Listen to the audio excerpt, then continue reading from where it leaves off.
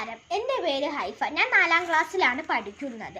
ഇന്ന് ഒക്ടോബർ 2, ഗാന്ധിജിയുടെ പിറന്നാളായതുകൊണ്ട് ഒരു ചെറിയ ഗാന്ധിജിയുടെ സ്റ്റോറി ആയിട്ടാണ് ഞാൻ വന്നത്, കഥയായിട്ട് വന്നത്.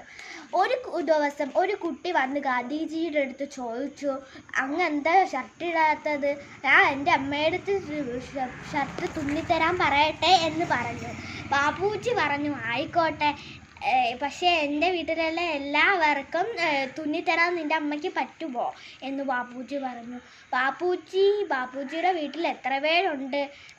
ഞാൻ അമ്മയടുത്ത് ചോദിച്ചിട്ട് ഷർട്ട് തുന്നിത്തരാൻ ഞാനൊന്ന് ചോദിച്ചിട്ട് എന്ന് പറഞ്ഞു.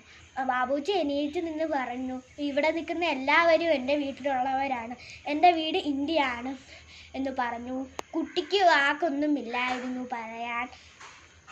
നിങ്ങൾക്കിപ്പം മനസ്സിലായോ ബാപ്പുജി എന്താ ഷർട്ട് ഇടാത്തതെന്ന്?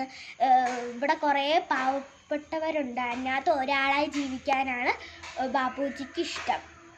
നന്ദി. ജയ് ഹിന്ദ്.